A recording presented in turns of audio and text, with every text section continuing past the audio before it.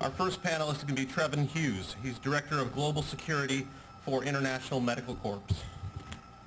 Trevor has a U.S. military background working with U.S. Naval Intelligence, CENTCOM, EUCOM, and DIA. He worked at the U.S. Embassy in Islamabad and was a member of the initial Karzai Protective Detail in Afghanistan. Kevin's firm now looks after his responsibilities are internal corporate security, looking after over 4,000 employees, providing medical support solutions overseas. I'm going to turn over to Kevin now. Trevor now, excuse me.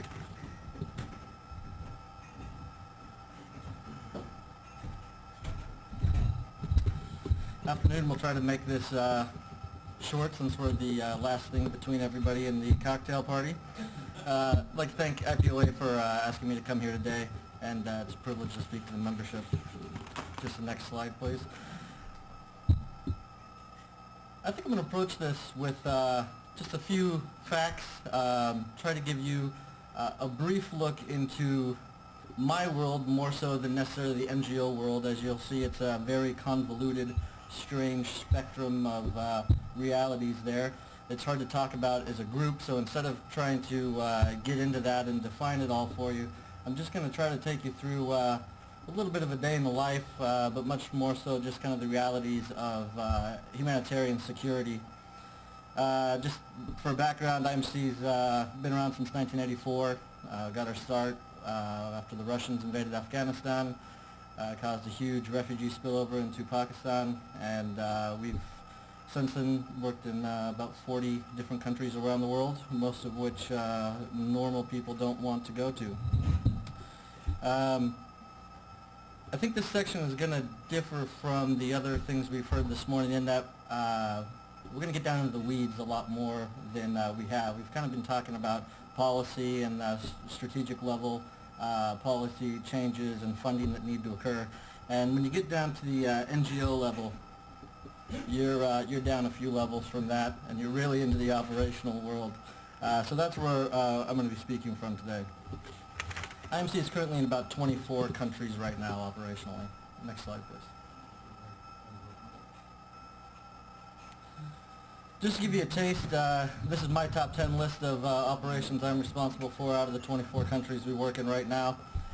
These are the most challenging security-wise for us. We have relatively robust operations in these 10 countries at this point. Security in the NGO world is a relatively new concept. It's definitely still a new concept when it comes to funding NGO security. I think historically, and those of you who have been around to some of the CivMil gatherings that IPOA have put on and others, you will have heard kind of the normal NGO security talk of acceptance, protection, deterrence, and kind of some of these ideas and strategies they like to press on.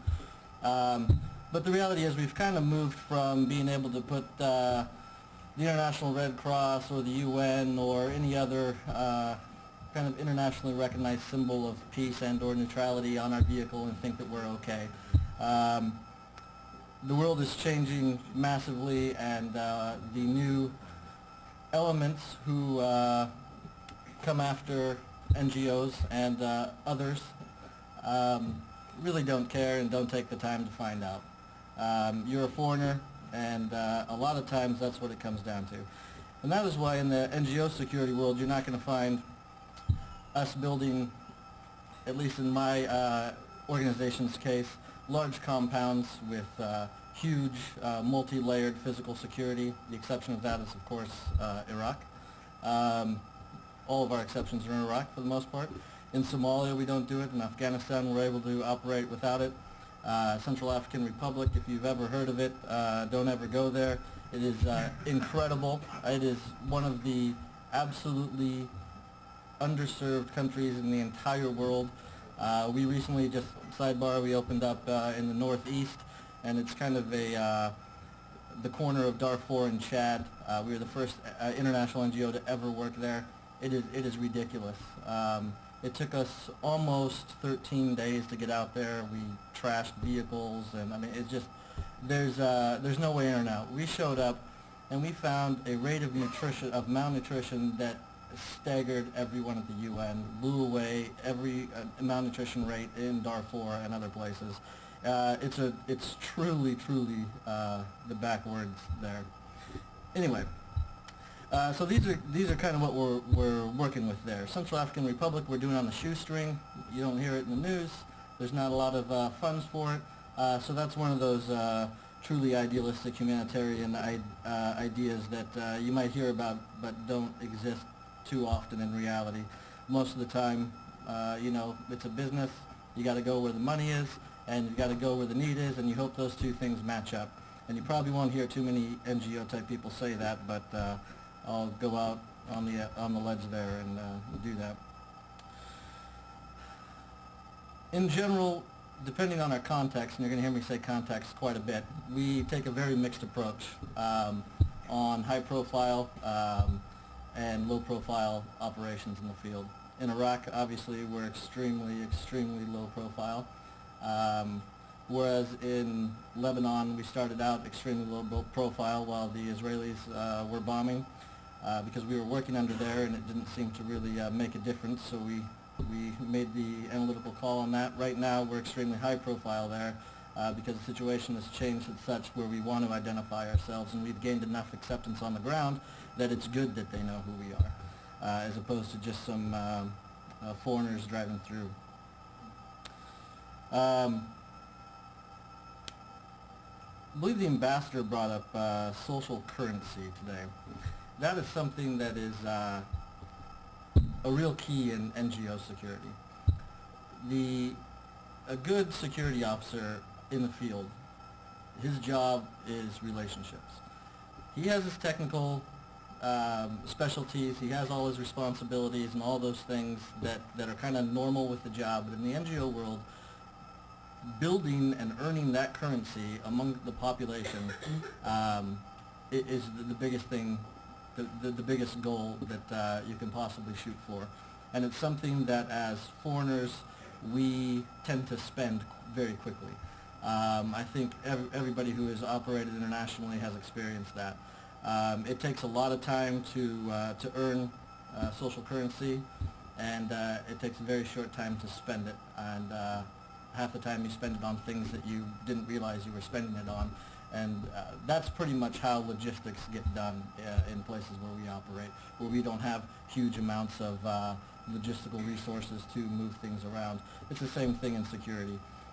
We tap local resources, local knowledge, the historical precedents that were set before us, and hopefully we've been there long enough to have a reputation that that gains us that social currency. I have about 5 armored vehicles in the entire world, and they're all in Iraq. We don't move with armored vehicles very often. Armed guards are the exception. It's not that we are worried about guns so much as it is a reputation issue in some contexts. IMC is extremely pragmatic in our mission. We believe in what we do, and we don't let idealism stand in the way. We think humanitarian goals are a lot more than standing at pulpits in D.C. and anywhere else talking about the rights of starving people or hurting people. It's really what we're doing on the ground to make it happen. That's why many of you probably haven't heard of the International Medical Corps. We aren't a household name. I'd love for you to think International Medical Corps every time you think Save the Children or Oxfam or anybody else. But if you're in the field, in one of the countries that we're in, where we have programs in one of our areas, you will have heard of us, hands down. We are ridiculously operational. It is our strength. It shoots us in the foot sometimes. But we are known for our emergency response capabilities, and now we're moving into a little longer term development in post-conflict areas. In terms of planning, we talked about that a little bit in the logistics section. Planning is the bread and butter of security, or of NGO operations, period, especially in security operations. Unlike some other industries, how we design our programs and the input that security has in the design for the implementation of programming in any of our countries is extremely important.